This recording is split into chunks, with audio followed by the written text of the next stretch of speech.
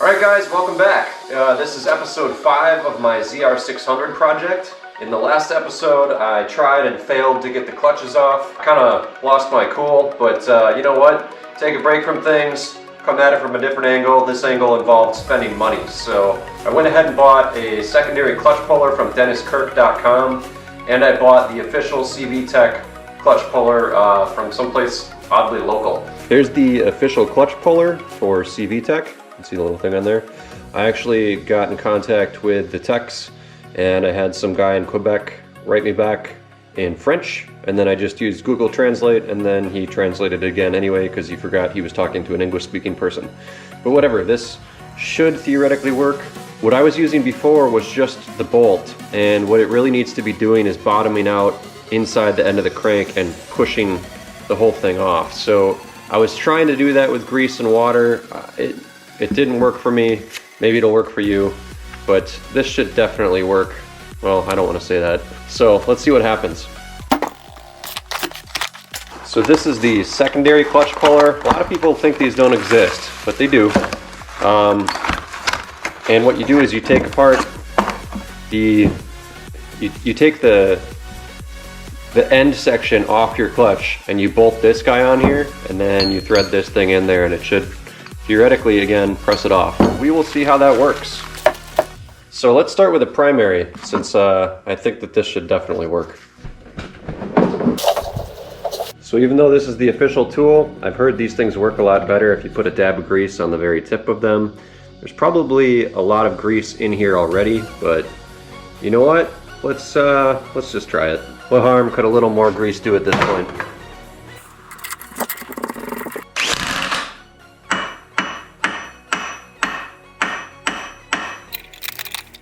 I really don't want to snap this thing, so what I'm going to do is just tighten it a little bit and tap it.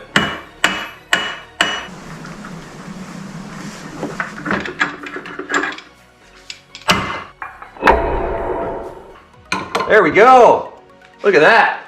After struggling for so long with Teflon tape and grease and making a mess, that was really satisfying. Awesome. Well, that means I can loosen the motor mount now and replace this snubber. So, look at that. Oh wow, look at all the shit that was in there. And you can see the little bit of rust that must have been holding that thing on there, and the 9 pounds of grease and shit that I have shoved in there.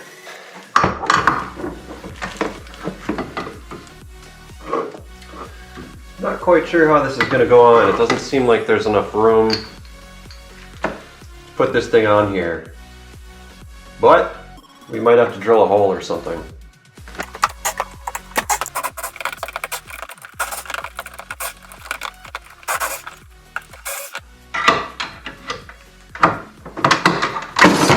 Woo! Alright, there we go. So it came with this metal cylinder. Again, no instructions, but it has a conical shaped thing on one side. I'm assuming you slip this in here. I don't know. And it looks like we're definitely going to have to drill a hole through the bodywork.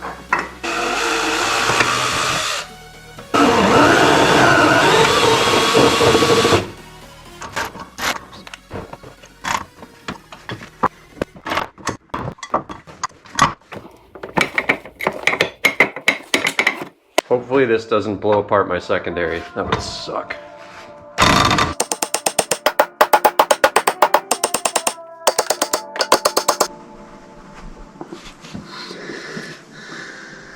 Yeah, I don't know, man. It looks like it's starting to bend things. I don't know if this is coming off or not. Well, I could just blast it on with an impact and see what happens, but I really don't want to fucking break this secondary. Right now, I'm at a little bit of a crossroads. Man, it is just flexing, and I am not feeling good about this. So, what sucks about this is now the clutch is apart, the spring isn't in it, and the end plate isn't on it. And it's still on the sled. So I'm gonna see if I can put that back together and just leave this thing alone. I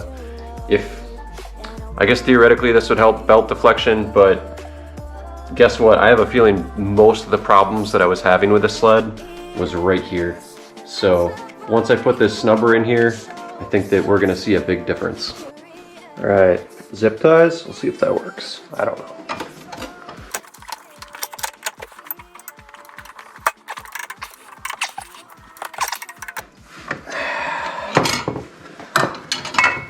Okay, zip tie failed. I don't know.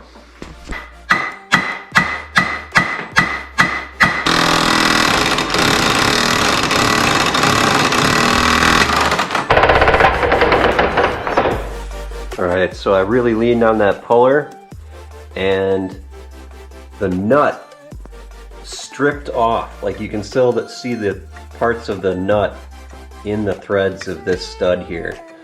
So I'm going to take this off. I'm going to install it one more time, and what I'm going to do is I'm going to put pressure on this with the bolt, and then I'm going to heat the shaft here and then use my air hammer and see if I can knock it loose. That's the last ditch effort. If that doesn't work, I'm taking apart the brakes, the chain case, and the side of the sled, and we're going to go ham on this thing.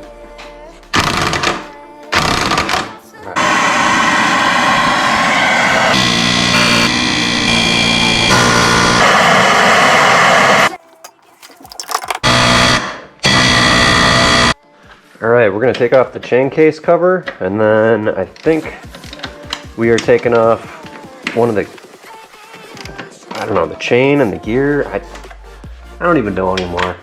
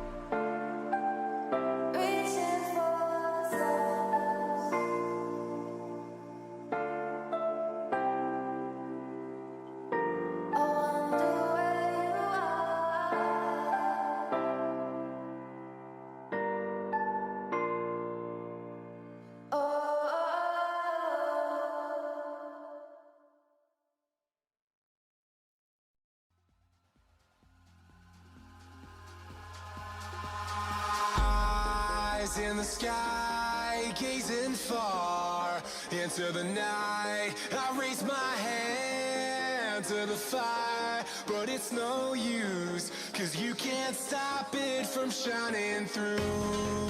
It's true, baby, let the light shine through. If you believe it's true, baby, won't you let the light shine through for you.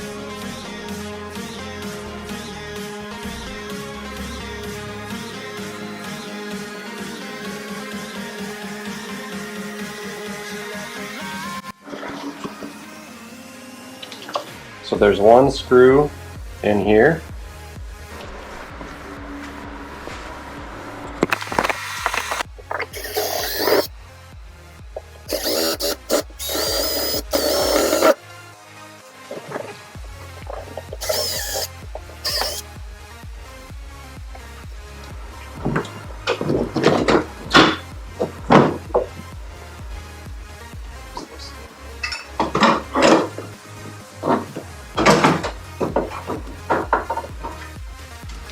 Oh yeah, jack shaft removed. Look at that.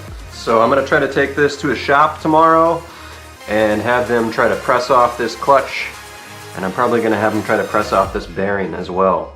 But yeah, there we go. Jack shaft removed.